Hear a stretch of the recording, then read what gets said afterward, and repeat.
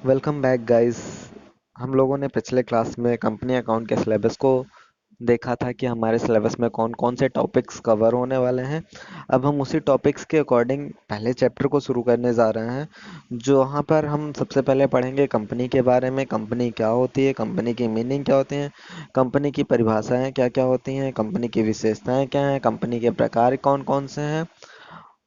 उसके बाद हम आगे बढ़ेंगे अंशों के बारे में। अंशों का निर्गमन कैसे होता है, अंशों के प्रकार कौन कौन से हैं, उनका हरण कब किया जाता है, हरण क्या होता है, हरण अंशों का पुनर्निर्गमन कैसे किया जा सकता है, और फिर बोनस अंश के निर्गमन के बारे में पढ़ेंगे। अभी हम लोग सबसे पहले यहाँ पे देखेंगे कि कंपनी की मीनिंग क्या होती है, कंपनी की परिभाषा क्या होती है, डिफिनीशंस क्या होती हैं, और ये कंपनी आई कहाँ से। सबसे पहला व्यापार जो हमारे विश्व में स्टार्ट हुआ, हमारे देश में स्टार्ट हुआ, वो था एकल व्यापार। लेकिन एकल व्यापार में कुछ कमियां होती थी। ओनर्स कम होते थे, कैपिटल कम लग पाती थी, जिसको फुलफिल करने के लिए हमने पार्टनरशिप बनाया। फिर पार्टनरशिप में भी हमें थोड़ी बहुत कमी देखनी पड़ी, आपसी तालमेल उतना अच्छा नहीं बन पाता था। वहाँ पे भी पूंजी का अभाव पड़ा। हम अपने व्यवसाय को उतना बृहत स्तर पर नहीं ला पा रहे थे जितने बड़े स्तर पर हम अपने व्यवसाय को करना चाहते थे। इन सारी कमियों को दूर करने के लिए कंपनी को बनाया गया। तो कंपनी की जो डिफिनीशन दे रखी है वो हमारे नए वाले एक्ट में कंपनी अधिनियम 2013 की धारा 220 के अनुसार। गाइस, सेक्शंस याद करना बहुत ज़रूरी है, क्योंकि अब जो हमारे लखनऊ यूनिवर्सिटी के पेपर में आ रहा है, एमसीक्यू क्वेश्चन आ रहा है, तो एमसीक्यू क्वेश्चंस को ध्यान में रखते हुए हमें सेक्शंस को याद करना ज़रूरी है। तो इसलिए जैसे जैसे हम लोग क्लास करते जाएंगे आप लोग सेक्शंस ज़रूर नोट करते रहिए। तो सबसे पहले हम यहाँ पे देखते हैं कंपनी की डिफिनीशन। सेक्शन 2 सबसेक्शन 20 में दे रखी है। यहाँ पर क्या बताया, कंपनी उसे कहते हैं जिसका समामेलन इस अधिनियम के अधीन या इसके पूर्व के किसी कंपनी अधिनियम के अधीन हुआ हो। यानी कंपनी हम उसे कह सकते हैं जो कंपनी अधिनियम 2013 में रजिस्टर्ड हुई हो, या फिर इसके पहले 1956 आई थी। इसके पहले भी और ढेर सारे कंपनी अधिनियम आ चुके हैं, या 2013 में या 1956 में या इसके पहले वाले किसी भी कंपनी अधिनियम में अगर वो रजिस्टर्ड हुई होगी तो ही हम उसे कंपनी का नाम दे सकते हैं। बट जो हमारे कंपनी अधिनियम 2013 में ये जो परिभाषा दे रखी है थोड़ी सी अधूरी लगती है। अधूरी इसलिए क्योंकि इसमें हम विदेशी कंपनियों को शामिल नहीं कर पाते हैं, इसलिए एक आदर्श परिभाषा दे रखी है जो हमारे लिए बेहतर होगी। और इसमें हम देखेंगे तो हमारी कंपनी की ढेर सारी विशेषताएं भी शामिल हो जाएंगी। जैसे हम देखते हैं आदर्श परिभाषा की सबसे पहली लाइन में दे रखा है कंपनी विधान द्वारा निर्मित।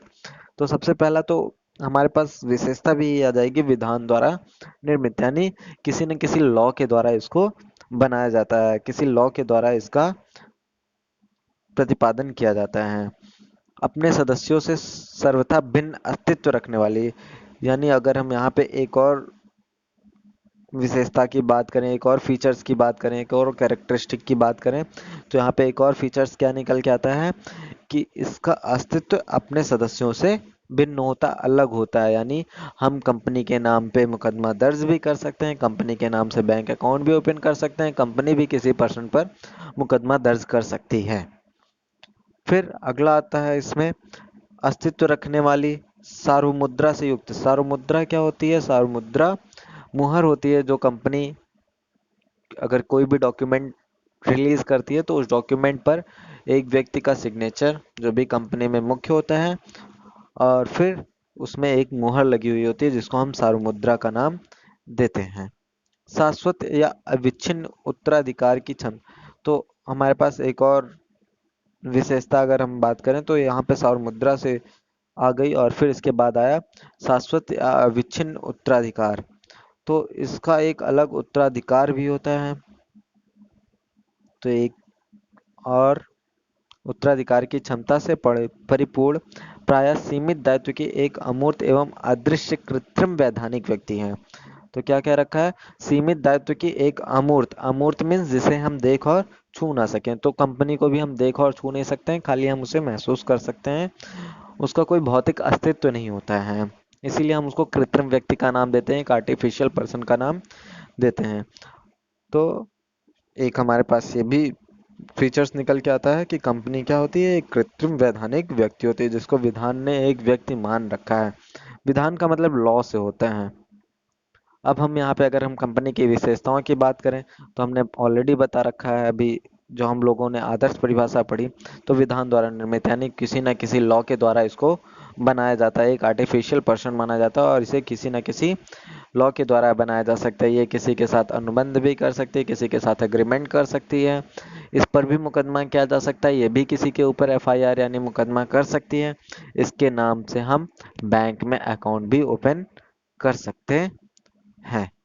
फिर आता है हमारे पास अगला अस्थायी अस्तित्व। अस्थायी अस्तित्व में हम क्या पढ़ते हैं, अस्थायी अस्तित्व में हम पढ़ते हैं कि कंपनी का जीवन उसके अंशधारियों के जीवन पर निर्भर नहीं करते, यानी अगर कंपनी में किसी भी अंशधारी की कभी भी अकस्मात मृत्यु हो जाती है, अचानक किसी अंशधारी की यानी शेयर होल्डर्स की मृत्यु हो जाती है, तो कंपनी पर इसका बहुत ज़्यादा फर्क नहीं पड़ता। या कोई जैसा कि हमने पार्टनरशिप में पढ़ रखा था कि पार्टनरशिप में अगर कोई साझेदार मर जाता है, साझेदार की डेथ हो जाती है, तो इट में भी साझेदारी फर्म समाप्त भी हो जाए। या अगर किसी फर्म के साझेदार दिवालिया हो जाएं, पागल हो जाएं, तो साझेदारी बंद की जा सकती थी, उसका साझेदारी पर बहुत बड़ा इफेक्ट पड़ता था। पार्टनरशिप डीड पूरी पूरी तरह से बदल जाती थी, साझेदारी संलेख बदल जाता था। बट यहाँ पे ऐसा कुछ नहीं है। यहाँ पर हम क्या देखते हैं, अगर कोई मर जाता है तो बस खाली 2 मिनट का मौन धारण करते हैं, उसके बाद हम अपना कार्य फिर से आरंभ कर देते हैं।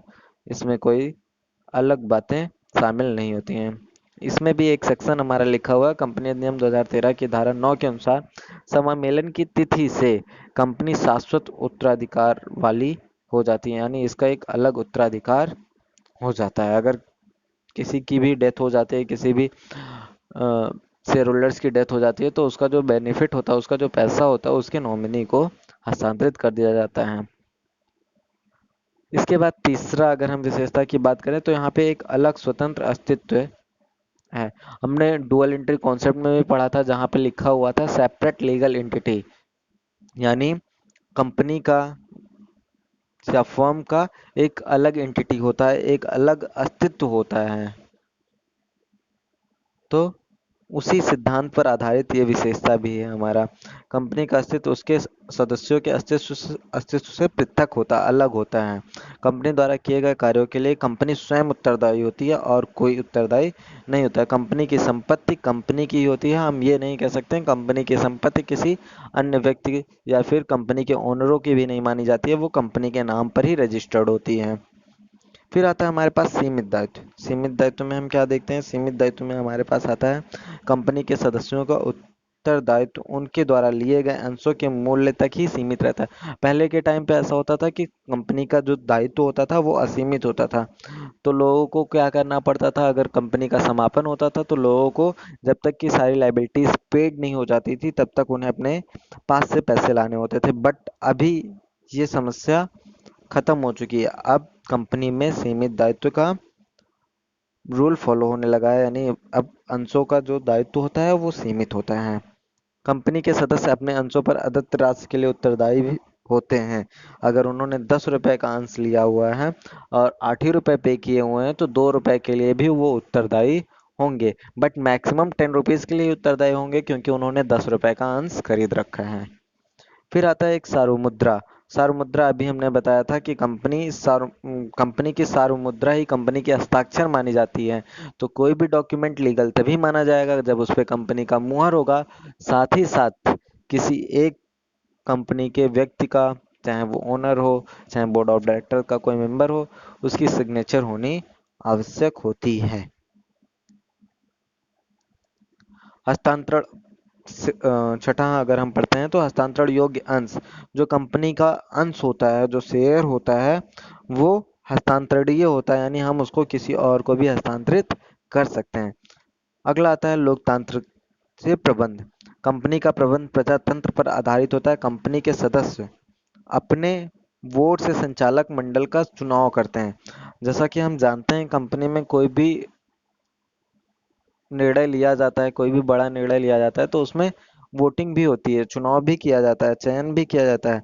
तो संचालक मंडल का चुनाव हम प्रजातंत्र पर आधारित होती है, वो प्रजातंत्र जैसे हम प्रजातंत्र देखते हैं कि लोग चुनाव होता है, दो चार कैंडिडेट होते हैं और उनके उनको मत देती है जनता, उनको मत देती है। सेम उसी तरह कंपनी में भी होता है, कोई दो व्यक्ति, तीन व्यक्ति, चार व्यक्ति, जितने भी हैं वो खड़े होते हैं और फिर अंशधारी उन्हें अपना मत देते हैं। जिनके पक्ष में ज्यादा मत जाता है उन्हीं को ही हम प्रबंध संचालक बना देते हैं।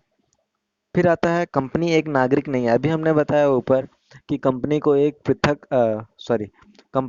कृत्रिम व्यक्ति माना जाता है, बट उसे कृत्रिम व्यक्ति ही माना जाता है और उसे कोई नागरिक नहीं माना जाता, यानी उसका कोई आधार कार्ड, कोई पहचान पत्र, कोई ड्राइविंग लाइसेंस नहीं बन सकता है।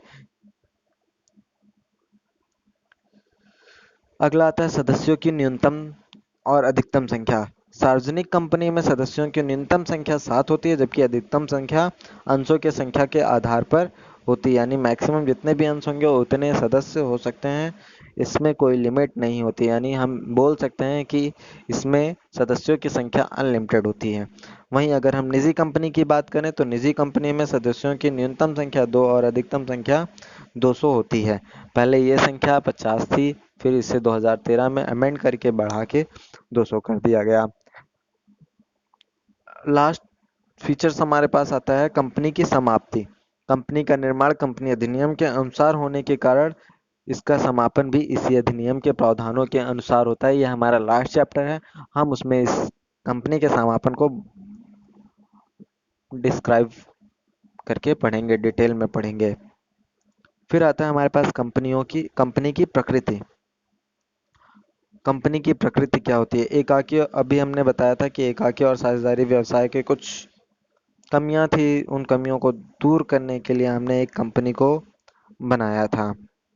तो यहाँ पे लिखा हुआ है, एकाकी और साझेदारी व्यवसाय संगठन असीमित दायित्व और सीमित पूंजी के साथ अपने सदस्यों के साथ जुड़ा रहता है, जबकि कंपनी विधान द्वारा निर्मित सार्वमुद्रा से युक्त अविच्छिन्न उत्तराधिकार की क्षमता से परिपूर्ण सीमित दायित्व युक्त तथा अपने सदस्यों से सर्वथा भिन्न अस्तित्व रखने वाला व्यवसायिक संगठन है। तो हम देखते हैं कंपनी की जो प्रकृति दे रखी है ये आदर्श परिभाषा से मिलती जुलती है।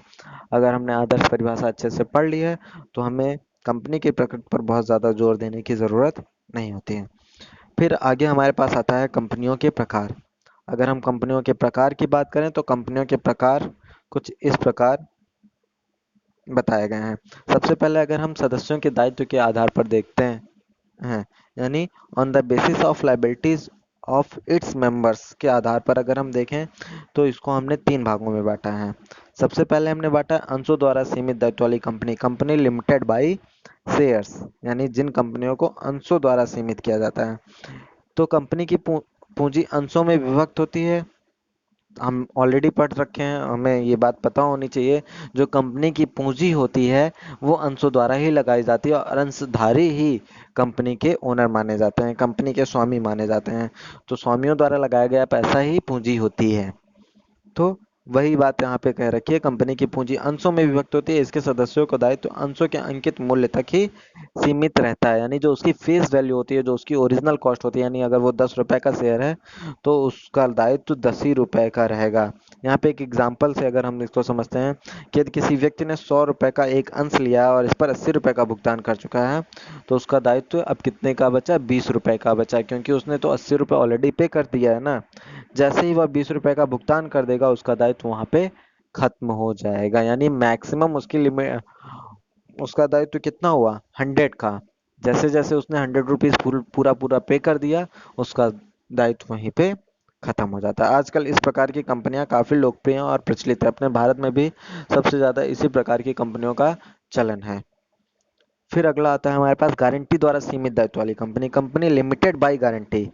गारंटी द्वारा सीमित दायित्व वाली कंपनी वह कंपनी है जिसके सदस्यों का दायित्व उस राशि तक सीमित होता है जो वे अपनी सदस्यता के समय या सदस्यता समाप्त होने के 1 वर्ष के भीतर कंपनी के समाप्त होने की गारंटी देते हैं। यहाँ पे उन्हें एक गारंटी दी जाती है, जितने की वो गारंटी दे देते हैं उतने तक की उनका दायित्व सीमित कर दिया जाता है। ये कंपनियां सामाजिक सेवा के लिए स्थापित होती हैं और इनका उद्देश्य लाभ कमाना नहीं होता है, यानी जो नॉट फॉर प्रॉफिट ऑर्गेनाइजेशन होते हैं वो इस तरह की गारंटी द्वारा सीमित दायित्व वाली कंपनियां होती हैं, जैसे हॉस्पिटल हो गया, वाणिज्य मंडल हो गया, कॉमर्स प्रायः कंपनियां स्मारक पत्र द्वारा एक रकम निश्चित कर देती हैं। यदि ये कंपनियां अंश पूंजी के साथ पंजीकृत होती हैं तो सदस्यों का दायित्व गारंटी की रकम के साथ साथ उनके लिए गए अंशों के मूल्य तक बढ़ जाता है। फिर आता है हमारे पास लास्ट में असीमित दायित्व वाली कंपनी। असीमित दायित्व वाली कंपनी क्या होती है? अनलिमिटेड कंपनी जिसको हम बोलते हैं। यदि किसी कंपनी के सदस्यों का दायित्व साझेदारी फर्म की तरह असीमित होता है, जैसा हमने पहले भी साझेदारी फर्मों में पढ़ रखा है कि साझेदारी फर्मों में सभी साझेदारों का दायित्व जो होता है वो अनलिमिटेड होता है, यानी उन्हें तब तक पैसे का भुगतान करना पड़ेगा जब तक कि सारी दायित्वों का भुगतान ना हो जाए। सेम उसी तरह यहाँ पे भी कंपनियों के केस में भी होता है। जब भी कोई ऐसी कंपनी होती है तो उसी को हम असीमित दायित्व वाली कंपनी कहते हैं। ये कंपनियां भारतीय कंपनी अधिनियम 1955 के अंतर्गत अपने आप को पंजीकृत कराती हैं। ये कंपनियां जब चाहें अपने को सीमित दायित्व वाली कंपनी में निर्धारित विधि से बदल भी सकती हैं। ऐसी कंपनियां बहुत कम पाई जाती हैं। प्रायः आजकल ऐसी कंपनियां प्रचलन में बिल्कुल भी नहीं हैं। फिर आगे अगर हम देखते हैं इस चार्ट पे, तो पहला तो हमने डिस्कस कर लिया सदस्यों के आधार पर, कंपनियों के प्रकार को देख लिया। अब फिर हम आते हैं सदस्यों की संख्या और सार्वजनिक सहभागिता के आधार पर। यहाँ पर अगर हम बात करें तो कंपनियां दो प्रकार की होती हैं, एक सार्वजनिक कंपनी और एक निजी कंपनी। सार्वजनिक कंपनी यानी पब्लिक कंपनी और निजी कंपनी यानी प्राइवेट कंपनी। तो सार्वजनिक कंपनी का भी सेक्शन दे रखा है, सेक्शन 2 सब सेक्शन 71। मैं बार बार कह रहा हूँ ये सेक्शन आप एक जगह नोट करते रहिए। अभी हमने एक बार और भी बताया था मेंबर्स की संख्या, तो वो भी एक जगह नोट कर लीजिए। कुछ इंपॉर्टेंट क्वेश्चंस हैं, साथ ही साथ ऐसे नोट करते चलेंगे तो ज़्यादा बेहतर होगा। अगर हम सेक्शन कंपनी अधिनियम के अनुसार देखें तो सार्वजनिक कंपनी का आशय ऐसी कंपनी से है जो प्राइवेट कंपनी नहीं है। तो खाली खाली बस इतना ही बता के रखा हुआ है हमारी कंपनीज एक्ट में कि सार्वजनिक कंपनियां वो कंपनियां हैं जो प्राइवेट कंपनी नहीं है। तो हमें कैसे पता चलेगा प्राइवेट कंपनी है या नहीं? उसके लिए कुछ रूल्स हैं, कुछ प्रावधान दे रखे हैं। अगर हम उस रूल्स और प्रावधान को देखते हैं तो हमें पता चल जाएगा कि वो किस प्रकार की कंपनी है। तो जो प्राइवेट कंपनी नहीं है तथा जिसकी न्यूनतम चुकता पूंजी 5 लाख रुपए या ऐसी अधिक राशि जो निर्धारित की जाए, तो न्यूनतम चुकता पूंजी मीन्स पेड अप कैपिटल, जितना अंशधारियों ने कंपनी को पे कर दिया है, तो 5 लाख रुपए या ऐसी अधिक राशि जो निर्धारित की जाए, जो कंपनी लॉ द्वारा निर्धारित की जाती है वहीं तक सीमित होनी चाहिए। अभी हम निजी कंपनी को जब समझ लेंगे तो हमें सार्वजनिक कंपनी अच्छे से समझ में आ जाएगा। तो इसलिए पहले हम निजी कंपनी को ध्यान ध्यान से पढ़ते हैं, फिर से एक बार सार्वजनिक कंपनी को एक्सप्लेन कर दे देंगे। तो अगर हम बात करें निजी कंपनी का सेक्शन जो है सेक्शन 2 सब सेक्शन 68। तो निजी कंपनी वह कंपनी है जो अंतर नियमों के द्वारा, कंपनी के दो मुख्य डॉक्यूमेंट्स होते हैं, एक पार्षद सीमा नियम, एक पार्षद अंतर नियम। पार्षद सीमा नियम पार्षद अंतर नियम से बड़ा होता है। पार्षद अंतर नियम में कंपनी के आंतरिक नियमों का उल्लेख होता है, जबकि पार्षद सीमा नियम में कंपनी के 7 क्लॉजों का लेखा जोखा होता है। अब पार्षद अंतर नियमों के द्वारा हम निजी कंपनी को पहचान सकते हैं। इसमें कुछ कंडीशंस हैं, अगर उस कंडीशन को फुलफिल करती है तो वो निजी कंपनी होगी। तो पहले देखते हैं पहला पॉइंट क्या है। यहाँ पे अपने अंशों के हस्तांतरण के अधिकार पर रोक लगा दी है। निजी कंपनियां जो होती हैं वो अपने अंशों का हस्तांतरण नहीं कर सकती हैं, जबकि सार्वजनिक कंपनी अपने अंशों का हस्तांतरण कर सकती हैं। कंपनियों के सदस्यों की संख्या 200 तक सीमित करती हैं। इस 200 की संख्या गिनने में संयुक्त अंशधारी को एक माना जाता है। तो जो कंपनियों के सदस्यों की अधिकतम संख्या होती है वो 200 तक ही सीमित की जाती हैं। कंपनी के अंशों तथा ऋणपत्रों के विक्रय के लिए जनता को सॉरी सेकेंड पॉइंट पे थे हम लोग, कंपनी के सदस्यों की संख्या 200 तक सीमित होती है। जैसा कि हम लोगों ने ऑलरेडी पढ़ रखा है, प्राइवेट कंपनी के केस में जो सदस्यों की अधिकतम संख्या होती है वो 200 होती है। और फिर अगर हम पब्लिक कंपनी की बात करें तो पब्लिक कंपनी में ये अनलिमिटेड होती है। थर्ड पॉइंट, कंपनी के अंशों तथा ऋणपत्रों के विक्रय के लिए जनता को आमंत्रित करने पर प्रतिबंध लगाती है। ये अपने अंश अंशों को, अपने ऋण पत्रों को जनता को निर्गमित नहीं कर सकती हैं। ये अपने अंशों और ऋण पत्रों को सिर्फ और सिर्फ अपने रिलेटिव्स को, कंपनी के कर्मचारियों को ही दे सकती हैं। निजी कंपनी की स्थापना केवल 2 सदस्यों से हो सकती है, यानी मिनिमम सदस्य यहाँ पर कितने होते हैं? 2। जबकि वही पब्लिक कंपनी की बात करें तो वहाँ पे मिनिमम मेंबर्स जो होते हैं वो 7 होते हैं। और निजी कंपनी की स्थापना करते समय ये भी ध्यान रखना चाहिए कि इसके नाम के अंत में, कंपनी के नाम के अंत में प्राइवेट लिमिटेड शब्द लिखना अनिवार्य होता है। तो फिर अगर हमने यहाँ पे पढ़ा कि निजी कंपनियां क्या करती हैं, अपने अंशों के हस्तांतरण पर के अधिकार पर रोक लगाती हैं, अपने अंशों का हस्तांतरण नहीं कर सकती हैं। अगर ऐसा कोई कंपनी करती है तो वो सार्वजनिक कंपनी कहलाएगी। वहीं अगर सदस्यों की बात करें तो सदस्यों की संख्या मिनिमम 2 होती है, अधिकतम 200 होती है। जबकि अगर 7 और अधिकतम अनलिमिटेड रहेगी, यानी 200 से ज्यादा रहेगी, तो वो सार्वजनिक कंपनी मानी जाएगी। इसी प्रकार अगर हम अंशों और ऋण पत्रों को पब्लिक में इशू कर रहे हैं तो वो पब्लिक कंपनी है, अदरवाइज वो प्राइवेट कंपनी। निजी कंपनी की बात अगर हम करें तो निजी कंपनियों में एक और प्रकार होता है। एक दो प्रकार की कंपनियां होती है। एक सामान्य निजी कंपनी, जो अभी हम लोगों ने पढ़ा, वो सामान्य निजी कंपनी का प्रकार था। एक आया है अभी हाल ही में हमारे कंपनी में जुड़ा है, 1 पर्सन कंपनी, जो हमारे सेक्शन 2 सब सेक्शन 62 में बताया गया है। एक व्यक्ति कंपनी में क्या होता है, खाली खाली जो सदस्यों की संख्या होती है वो सिर्फ और सिर्फ एक होती है, यानी एक व्यक्ति भी कंपनी को चला सकता है। फिर आते हैं हम कंपनी के आकार के आधार पर कंपनियों का प्रकार देखते हैं। एक आता है लघु कंपनी, एक आता है बृहद कंपनी।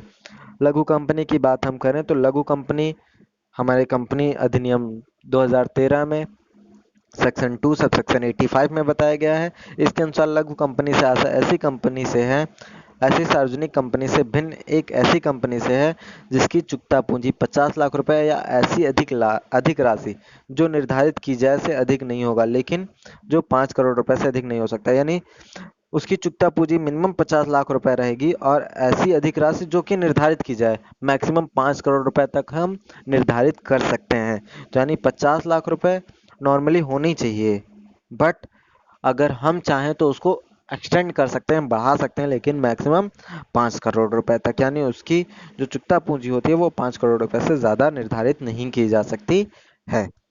दूसरा पॉइंट आता है जिसका टर्नओवर विगत लाभ हानि खाते के अनुसार, यानी statement of profit and loss account के अनुसार 2 करोड़ रुपए या ऐसी अधिक राशि जो कि निर्धारित की जाए, लेकिन यहाँ 20 करोड़ रुपए से अधिक नहीं होगा। सेम पिछली बात, तो वहां पर क्या था, जिसकी चुकता पूंजी 50 लाख रुपए थी और ऐसी अधिक राशि जो कि निर्धारित की जाए, लेकिन निर्धारण की गई राशि 5 करोड़ रुपए से ज्यादा नहीं होगी। सेम वही चीज यहाँ पे, टर्नओवर मीन सेल्स, सेल्स उसका 2 करोड़ रुपए हो या ऐसी अधिक राशि जो कि निर्धारित की जाए, लेकिन हम जो राशि निर्धारित करेंगे वो 20 करोड़ रुपए से ज्यादा नहीं होगा। तो अगर ये नहीं होता है तो हम इसको स्मॉल कंपनी मानेंगे। इस धारा की व्यवस्थाएं किसी सूत्रधारी कंपनी या सहायक कंपनी पर लागू नहीं। धारा 8 के अंतर्गत पंजीकृत कंपनी या किसी विशिष्ट अधिनियम द्वारा प्रशासित कंपनी पर लागू नहीं होता है। वहीं अगर हम बृहद कंपनी की बात करें तो बृहद कंपनी ऐसी कंपनी है जो लघु कंपनी ना हो। Thank you class. आगे की बातें यानी अंश पूंजी के बारे में हम नेक्स्ट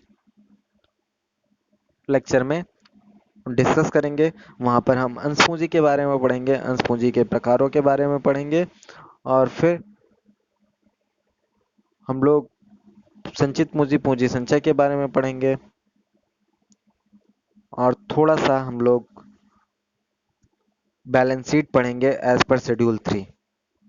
थैंक यू क्लास।